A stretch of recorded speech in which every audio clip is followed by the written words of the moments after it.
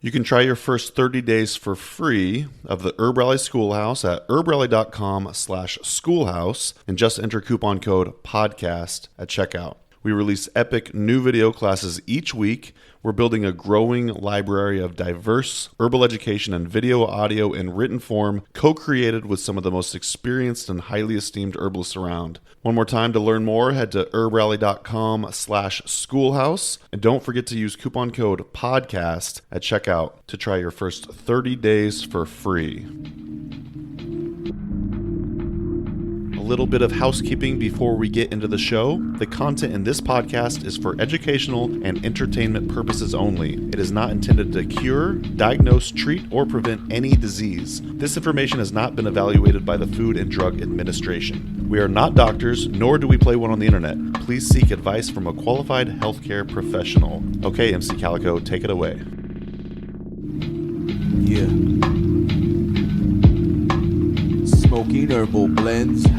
We need some Mullen and some Kush, my brethren. While listening to Herb Rally podcast again. Herbalism at its finest with Mason Hutchinson. Yeah. I'm Dr. Elizabeth Guthrie, and I'm honored to be speaking to you on Herb Rally's Daily Herbal Podcast. Today I want to discuss adaptogens through a polyvagal lens. This can help us choose which adaptogens might be best when we are healing from trauma. And if we haven't met, my PhD is in natural medicine with a specialization in naturopathic psychology. My master's of public health was concentrated in functional nutrition, and I'm a certified aromatherapist, yoga teacher, and author of the Trauma Informed Herbalist. My experience with an adaptogen is actually what got me interested in understanding more about how our bodies respond to different natural remedies after trauma. I was a big fan of rhodiola. I was taking it after workouts. I found it to be very helpful. I was taking it in smaller doses, and it just seemed to give me a little bit more stamina, and I was really feeling good about this herb as an ally. And even once I started working at 911 dispatch and was being exposed to secondary trauma through the calls, I still could use rhodiola and it worked pretty well. But once I started to experience intimate partner violence and it began to escalate significantly, I was no longer able to use rhodiola because it would give me panic attacks. And losing access to an herbal ally right as you're beginning to experience significant trauma is disheartening. Trauma can make you feel broken. And when your body starts to respond differently to an herb that was helping, that can reinforce that feeling of, gosh, there must be something really wrong with me. I was also experiencing some of this with meditation. I struggled with certain yoga poses. So it wasn't just isolated to rhodiola. It just happened to be that rhodiola was really the turning point for me, where I said, no, this has worked so well for me. Why is it no longer an option? Luckily, in my trauma studies, I came across the polyvagal theory. And the polyvagal theory helps to explain why this is occurring. Dr. Stephen Porges formed the polyvagal theory to help explain how our autonomic nervous system responds to stimuli. So the autonomic is kind of the automatic portion of the nervous system. So this is the part that controls the subconscious processes like your breath, your breathing when you're not thinking about it, or your heart rate, your blood pressure, things that we don't need to be spending conscious thought on. The good thing is that even though it's automatic, we can give the body certain things that help it to recognize, oh, we are in a safe place. That's why herbs work so well for the autonomic system. But I digress. Stephen Porges was working in a neonatal unit, and they were seeing different vital signs that were coming from the vagus nerve. And certain vital signs were showing resilience, and others could predict mortality rates, essentially. And that's where he began to realize that the parasympathetic vagus nerve actually had two components. which is why we have the polyvagal theory, right? Multiple vagus aspects. That's where the dorsal vagal and the ventral vagal comes from.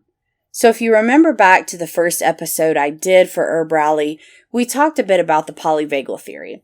But just to refresh you, the sympathetic nervous system state is your fight or flight state. This is the jittery feelings, anxiousness, the need to move. The sympathetic state in a stress response occurs when we feel like we can still do something about the scenario. If we feel empowered to act, if we feel like we are able to overcome the scenario or we're able to get away, we will be in that sympathetic state. Now, if we're dealing with a stressor and it becomes apparent that we're not going to be able to get away, we're not going to be able to fight, then the dorsal vagal system cuts on. That's the shutdown response. So the dorsal vagal is where you see freeze and fawn. Remember, fawn is the response that occurs a lot of the times in like domestic violence or intimate partner violence situations where a person's own wants and needs get shut down so that they can acquiesce to whatever their aggressor is after. And after we've experienced a trauma, if we've not had the chance for our body to integrate the experience, if we've not completed the stress cycle and we've gotten this energy stuck in our nervous system, we may be jumping straight to a sympathetic or straight to a dorsal vagal response when we come in contact with stressors that remind our body of the original issue. And many people now have complex trauma, which is a combination of several different types of trauma. And you may find that certain situations put you into that sympathetic fight or flight state, and other situations put you into that dorsal vagal freeze or fawn or shutdown. And certain symptoms may be even trickier. For instance, dissociation can come from the sympathetic or the dorsal vagal. I used to mostly focus on dissociation as a part of shutdown in dorsal vagal, but actually in the sympathetic flight response, some people's dissociative type symptoms come from their brain fleeing the situation, not shutting down. So you have to kind of see what the symptoms are, see what you're feeling when you go into those moments to see whether or not a dissociation symptom is sympathetic or dorsal vagal. And you may be saying, like, why does this matter?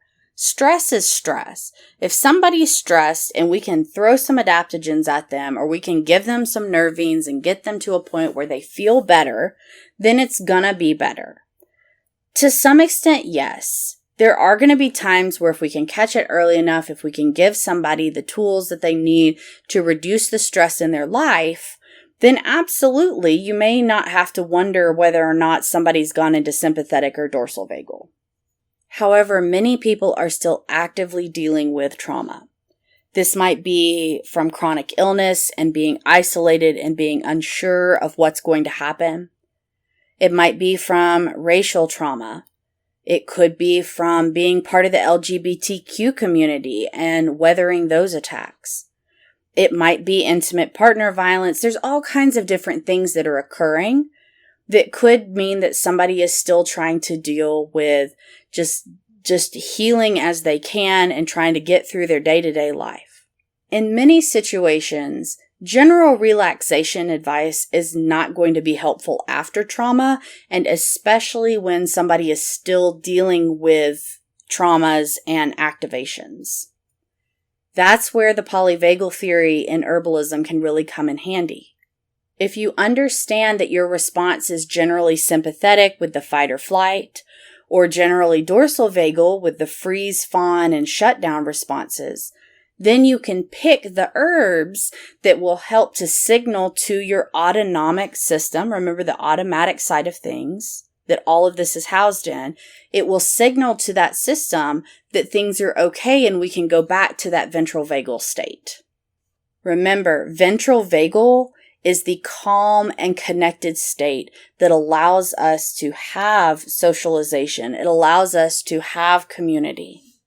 And if we're able to get to the point where we feel safe enough to let that ventral vagal system come back online just a little bit more and a little more frequently, then healing becomes a lot faster, not just on the personal level, but on a community level. So we want to come back to that ventral vagal connected place. One of the ways that we can do this is by implementing adaptogens. David Winston has a great book on adaptogens. The title is Adaptogens, Herbs for Strength, Stamina, and Stress Relief. Adaptogens are a class of herbs that helps to increase the body's resilience. It helps us to adapt to stress without feeling as much overwhelm. Herbs that are classified as adaptogens are relatively safe and have a normalizing influence on the body. Now, here's where that tripped me up, because I always thought that because they had a normalizing influence on the body, including in a lot of situations, the nervous system, I thought, well, then it should be able to balance me out, and just about any adaptogen that I use will help me in that regard. But then I studied further and I began to understand that you have energizing adaptogens and you have soothing adaptogens. And if you have a particularly strong sympathetic or dorsal vagal response, then the adaptogen that you choose will work better if you take into account the polyvagal state that you are in. So let's talk about a couple of adaptogens that can be helpful for the sympathetic state. Ashwagandha and Schisandra are two of my favorites for that fight or flight sympathetic state. Over the past couple of years, ashwagandha has become very popular. It has some of the anti-inflammatory and antioxidant properties that make it very useful, and it's also very soothing, helpful for sleep. It's a great option for many people. And I also reach for it if stress is exacerbating pain. Schisandra is another soothing adaptogen that has a really beneficial balancing effect on several of the systems that can get out of whack due to stress.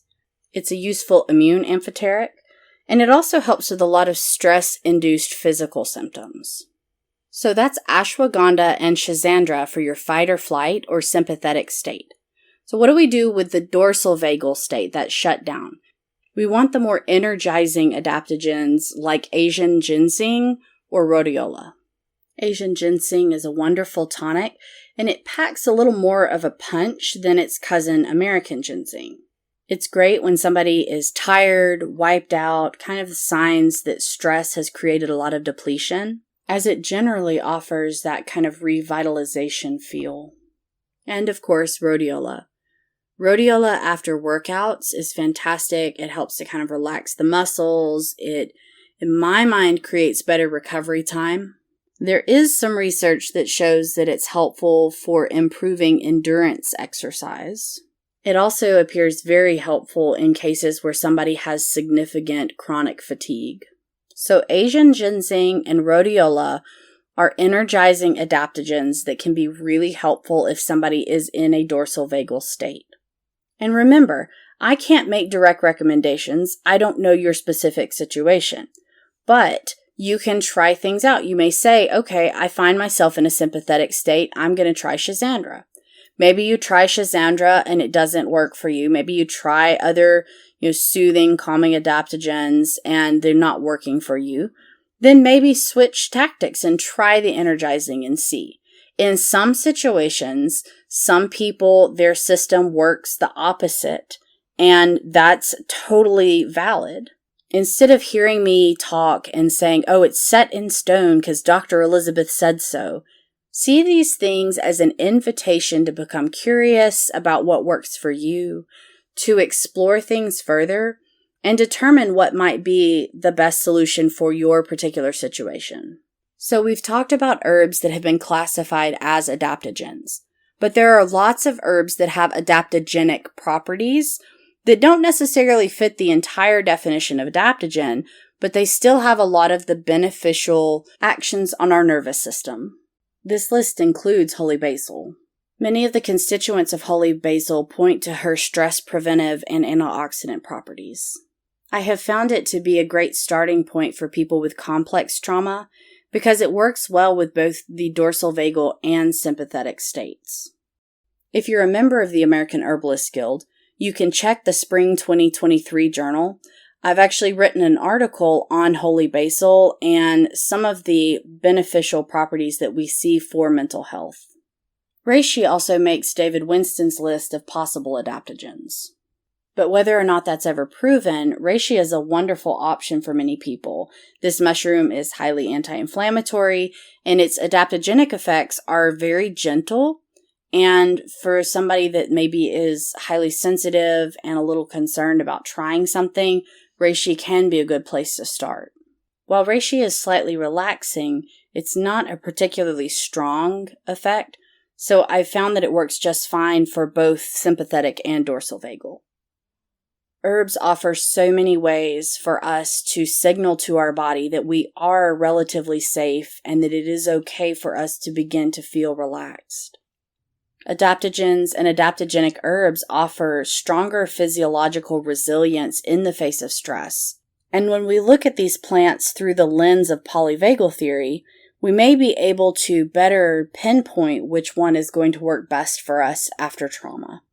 If you find this kind of thing interesting, you can always go to traumainformedherbalist.com to check out more of the work I'm doing in this field. Thank you for listening to Herb Rally's Daily Herbal Podcast, and I'll catch you again soon. And that's going to do it for today's episode. Thanks so much for listening to the Herb Rally Podcast. If you'd like to hear more from us here at Herb Rally, we now have a text message community, believe it or not. Basically, it's just updates from us. We send about 1 to 7 texts per week, notifying you about new events, videos, courses, podcasts. You get the idea. It's pretty much like our email newsletter, just in text form. So if you'd like to receive text messages from Herb Rally, just text JOIN, that's JOIN, to the number 541-256-2895. Again, that's JOIN to number 541-256-2895. And to stop receiving texts, that's easy too. Just text STOP to the same number. It'll opt you out immediately. Okay, thanks again for listening. Have a great rest of your day.